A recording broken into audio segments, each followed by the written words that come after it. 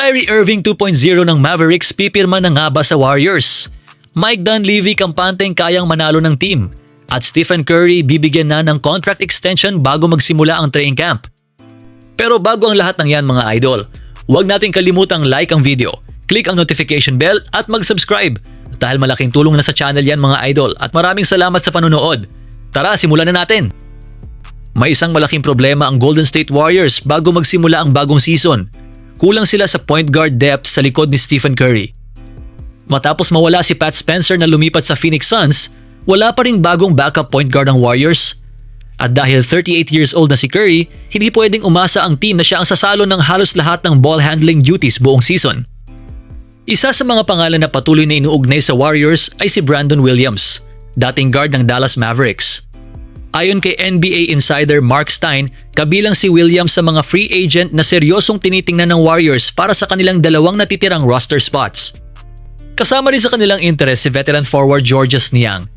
Noong nakaraang season sa Mavericks, nagkaroon si Williams ng malaking opportunity dahil sa pagkawala ni Kyrie Irving.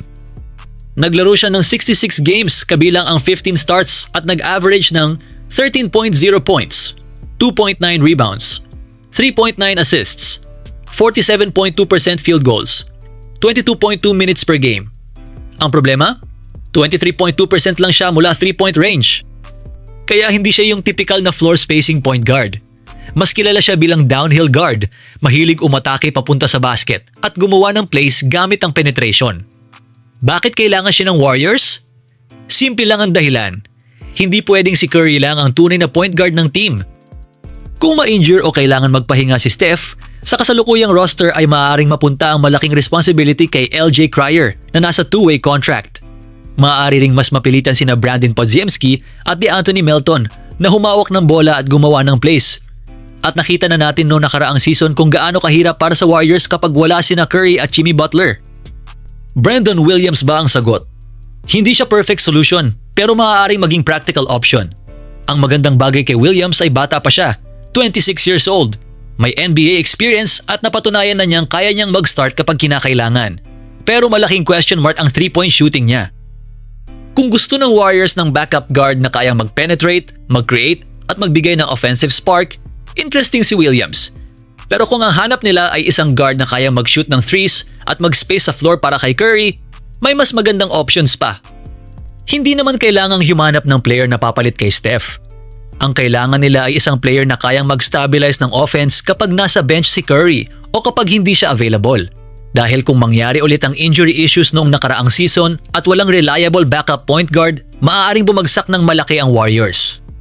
Kaya posibleng ang pagkuha kay Brandon Williams ay hindi flashy move, pero isang importanteng roster move para protektahan ang 38-year-old Stephen Curry. At dahil dalawang roster spots pa ang available ng Warriors, posibleng may dalawa pang moves bago magsimula ang regular season. At ngayon, ang malaking balita para sa Golden State Warriors ay mukhang hindi talaga plano ni Stephen Curry na umalis sa team. Sa halip, posible pa siyang pumirma ng bagong extension na maaaring umabot sa $136.7 million at inaasahang matatapos bago magsimula ang training camp. Ayon kay Clutch Points reporter Brett Siegel, may matibay silang impormasyon mula sa Warriors na hindi hihingi ng trade si Curry. Ibig sabihin, kahit maraming trade rumors ang lumabas nitong off-season, nananatili ang commitment ni Steph sa Golden State.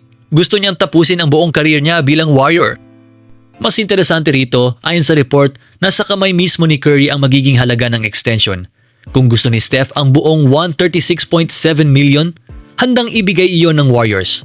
Pero kung gusto niya mag-discount para magkaroon ng mas malaking financial flexibility ang team at makakuha pa ng ibang players, bukas din ng Warriors sa option na yon.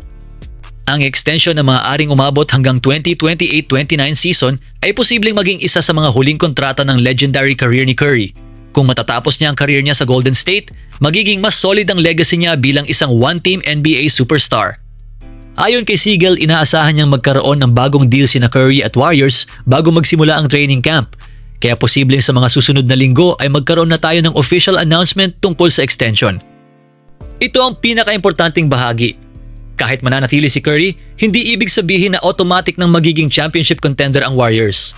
Matapos ang mga naging problema ng team sa roster construction, kailangan pa rin gumawa ni Mike Dunleavy Jr. ng tamang moves para magkaroon si Steph ng sapat na suporta.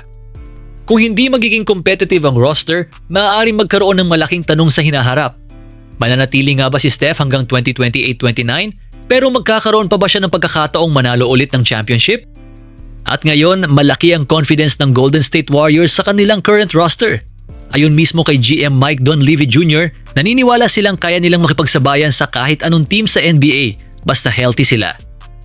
Para kay Dunleavy, malaking factor ang injuries kung bakit hindi naging consistent ang Warriors nitong mga nakaraang season.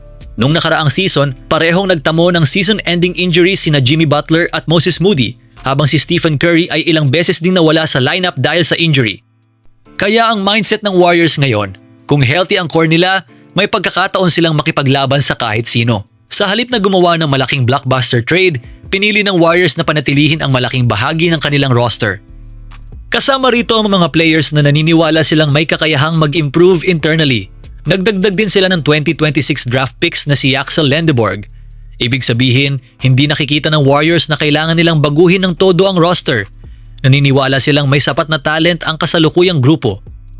Hindi naman sinabi ni Dunleavy na injuries lang ang problema. Mayroon ding mga bagay na kailangan nilang ayusin sa loob ng court.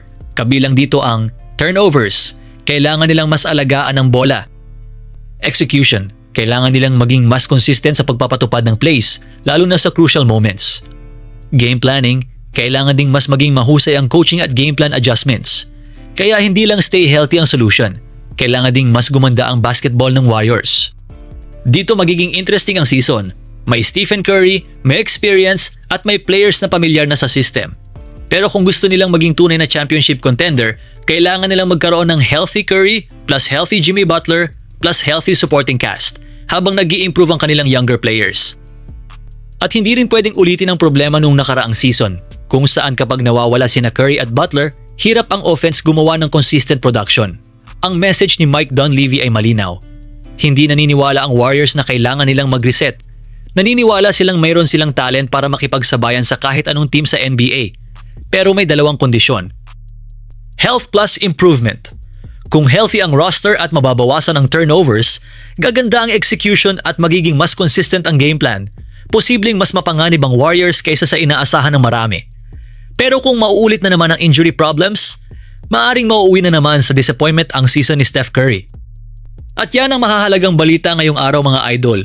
Kung nagustuhan nyo ang video na ito, huwag kalimutan mag-like, mag-subscribe at click ang notification bell para updated ka sa mga susunod pang NBA at Warriors updates. Salamat sa panonood! Peace out!